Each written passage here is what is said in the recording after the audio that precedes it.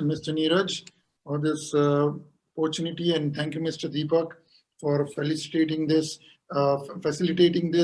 this forum.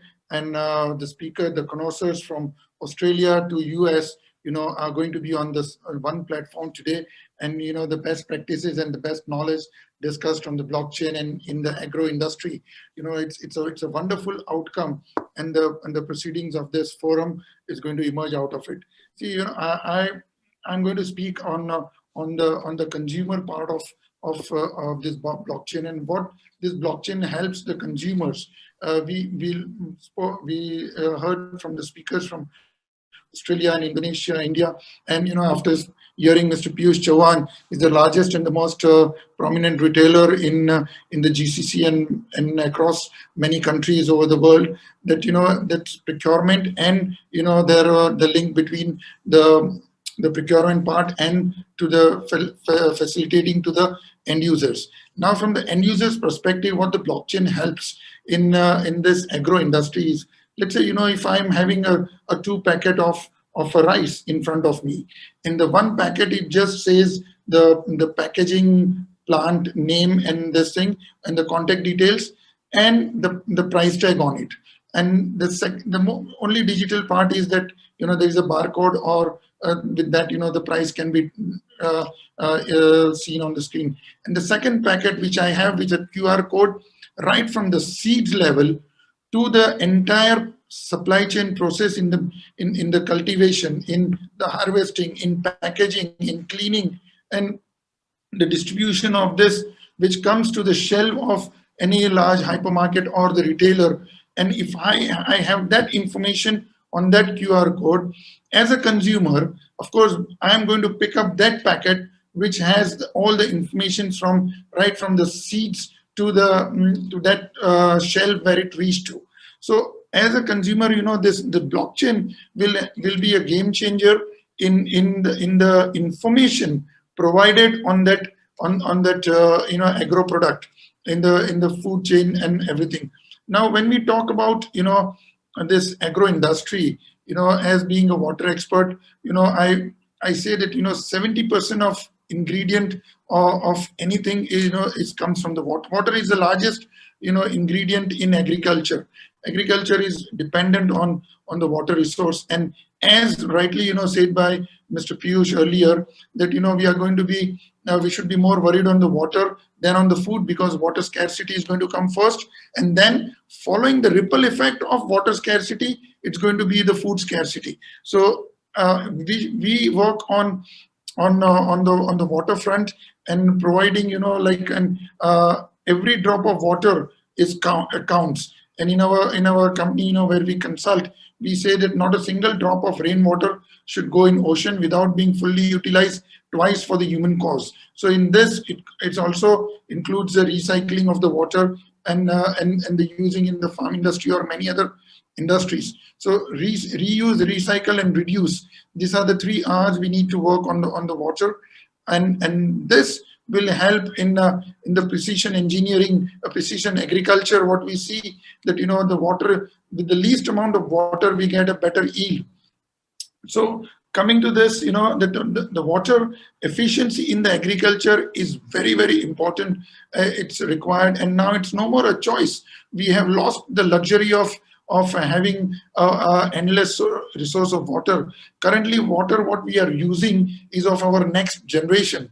And possibly, our next generation is going to curse us that you used the amount of water which were reserved for the next generation, and we utilize that water. So water in the agriculture has to be used very wisely. And with this, with the blockchain application in the entire ecosystem of agriculture, will also have a tap and measure on the water consumption on this thing. Now, when we talk about the food security, it is something, we see that 690 million, almost 700 million people go hungry, does not get adequate food every day. On the other hand, the food wastage, what we see is about 1.3 billion tons of food is been wasted. I remember, a few years back, the agriculture minister, mentioned that 45,000 crores of the food were been destroyed because of, it was not proper to put into the ecosystem of supply chain. So this, maybe, it is a political reason behind it or anything, but these figures are very hard figures, and we need to reduce that.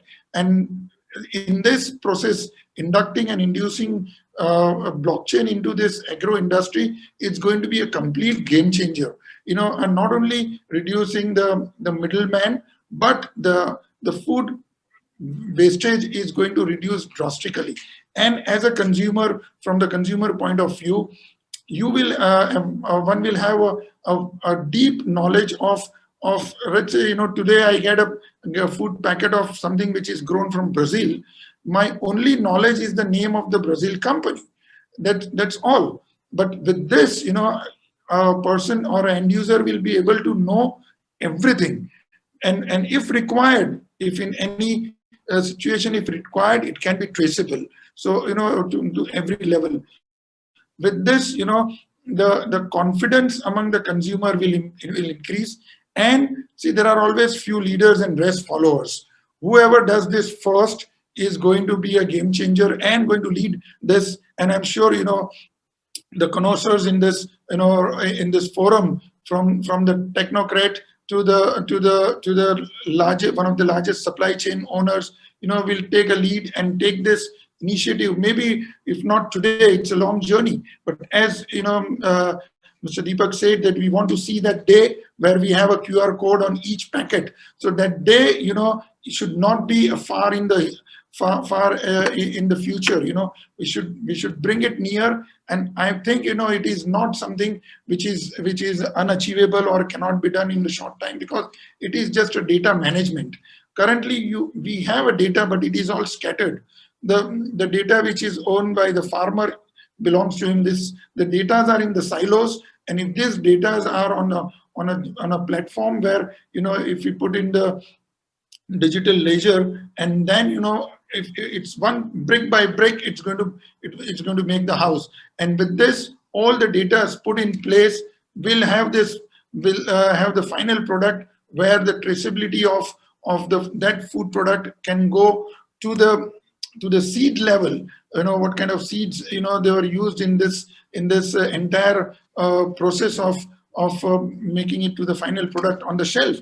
So with this, it's going to be a game changer. And the best portion in this is the traceability. The traceability will help the entire system in the logistics, and to the farmer, to the end user. And with this, it's going to connect from the end user to the farmer. Connection is going to become automatic, with this information in place. And we all look forward, and with our tenure in Dubai since 1958, my father started business in Dubai in 58. The food was being sold in a grocery, and even today groceries exist. But it was like, that groceries used to have some part of the building material also, some part of the food also, and some part of other things. So it was like a one-stop shop, and then on, it all segregated into the specific product, lines as Dubai grown. And what we have seen, the transformation from the small grocery to the one of the largest, hypermarket chain as Lulu, over here is a classic example, and in this evolution from a grocery to the hypermarket, this evolution from packaging, only the name of the industry who supplies this, to the seed provider, or even beyond, is I don't think it's going to be a long journey. And we hope and see that with this, a world will be a better place, and more efficiently, the food supply chain and everything will be put in place. And cost effectiveness, when we induce technology into any product, we have seen that it has reduced the cost drastically using using technology. And certain unknown factors, in which the price escalation and certain thing happens in the food industry, in the agro industry, will be eliminated with this, digital ledger, which will come on the blockchain, and which will give a fair price to everyone, and also to the end user, will get a fair price on their thing. And the most importantly, I feel in the benefits going to happen in this is going to be the farmers. 3 years back in the World Agro Forum in New Delhi, I delivered a speech, in doubling the farmers' income. It's not a magic stick which is going to double the farmers' income. It's going to be the entire system of the farmer, and their work methodology and everything needs an overhaul. So with this, the maximum benefit is going to be will go to the farmers. Certain countries in the developed countries, we have seen that the farmers are very rich, but in the third world country, we have seen the most poor segment in the society are the farmers. In fact, they are the feeders of the world, but yet, they are into misery just because of lack of technology in their process. And after that, the supply chain, everything, and the middleman taking the benefit of the pricing, which is not passed to the farmer. It's going to eliminate this middleman or reduce its scope, and that price escalation is going to reduce at that point of view. So at that point, and then from farmer to the end user, this entire supply chain is going to be on the record, which is going to yield a win-win situation for everyone. So this is my outlook on this, on the benefit of blockchain in the agro industry. Thank you, Mr. Deepak, and thank you, Mr. Neeraj, for giving me this opportunity.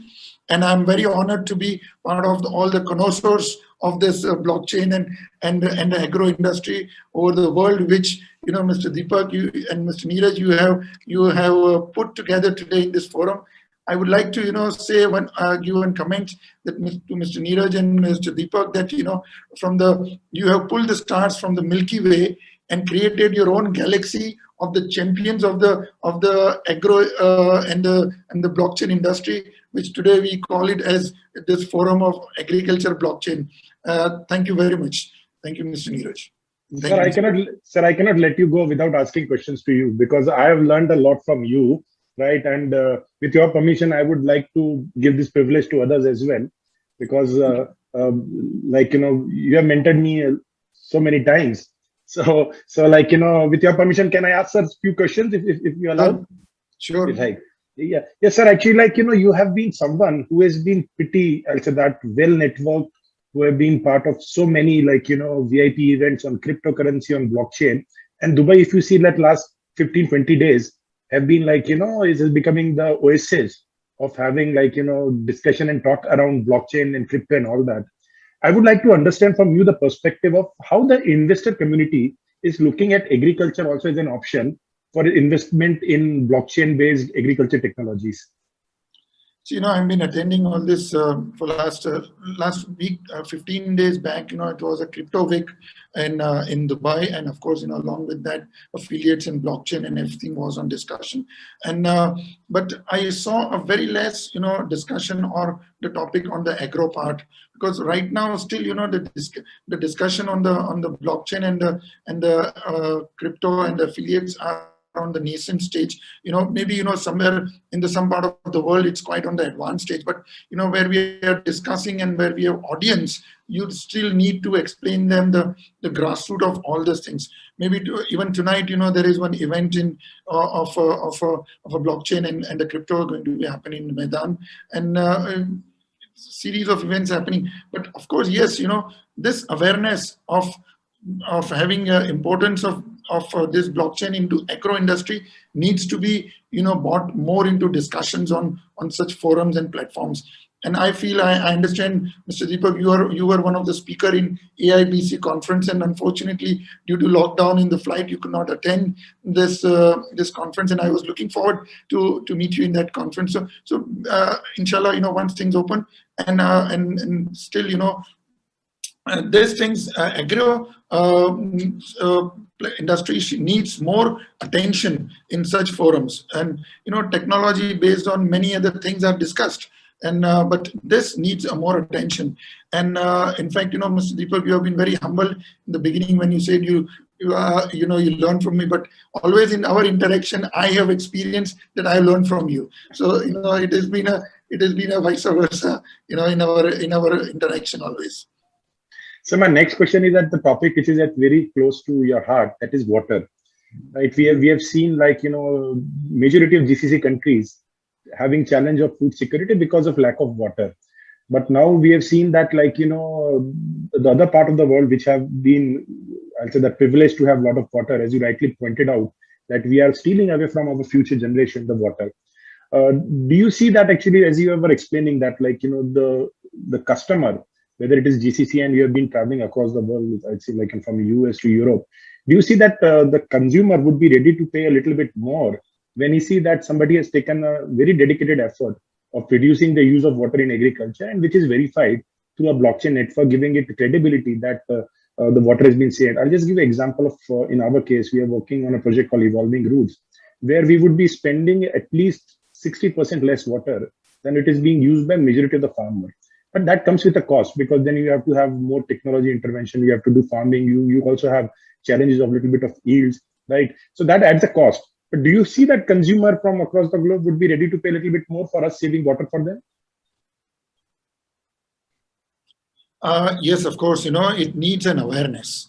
The only requirement is, the consumer awareness that, the importance of water, and in that product, what water has been saved. See, when we talk about any product in the world, there is a virtual water calculation, that how much water has been used in producing this product. May it be any damn product in the world. You bring it now, or virtual water calculation is always there in that. So once a person knows that, in this product, this much less water has been used, giving the same quality, not compromising on the quality, or even rather sometimes improving the quality of the product, they are ready to pay. The example is, see, the people who are aware of the organic food, who are aware of the advantages of the organic food, they pay a premium price, and they take that product. And organic products are sold and are in great demand. So it's not that, let's say, if you put two products side by side and label one as an organic product and another one as a non-organic product, the non-organic product is going to be much cheaper than the organic product, which organic product has also a quite good demand, and people are buying this. People are only buying, maybe they look alike or a similar look. You cannot have a organic look of a cucumber looking like a carrot. No, it's not going to be. It's going to be similar look, but but the awareness, it's yielding the better price. Awareness, which person is paying a higher price.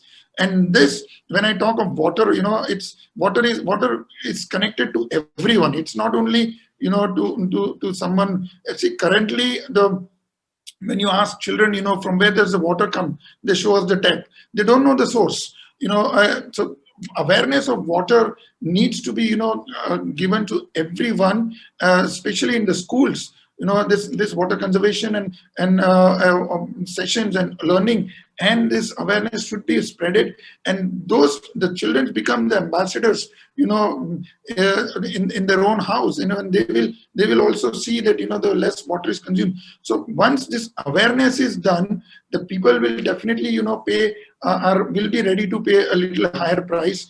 And see, in the Arabian Peninsula, we have seen that the less food is been, cultivated, but now a big way, hydroponics are taking this cultivations are taking place in the UAE and other GCC country, which definitely, in the coming days, the yields of, these countries are going to improve, and the better products are going to come into the market.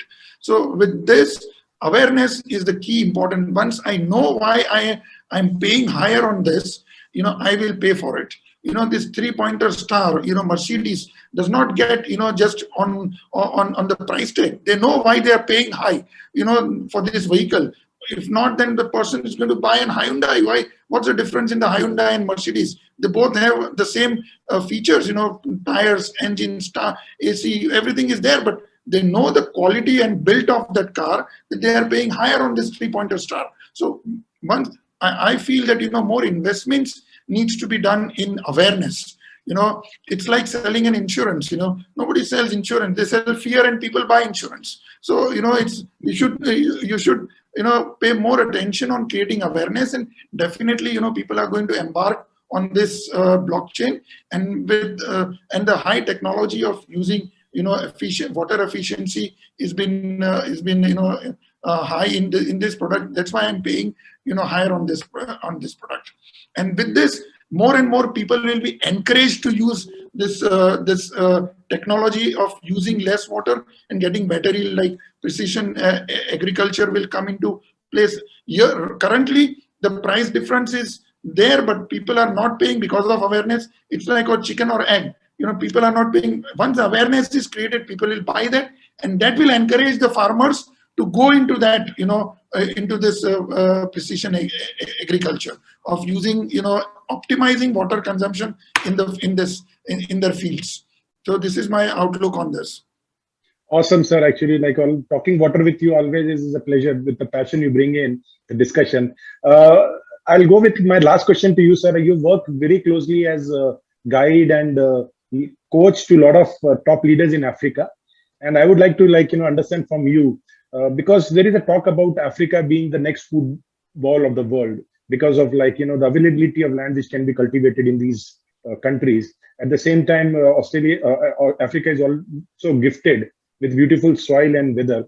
Do you see that the interest in the leadership in these countries to pursue high-tech agriculture, so that actually they don't end up doing the same mistakes which happened in Asia? Yes, of course. We work very closely with many countries with the leadership also in Africa. And Africa, earlier I used to say that it is a chest of treasure with a serpent sitting on it. If you tame the serpent, treasure is yours. It is so rich in the soil and what is beneath the soil. They are so rich in that. But when I talk to the leaderships in Africa, I always talk to them that it is not important what you have beneath the soil. It is more important what you have above the soil. We work mostly in the people. The intellectual improvement among the people in the Africa. Because see, due to lack of ignorance in Africa among the people, sorry to say that the colonialism happened and the Europeans came, and the rest is all the history.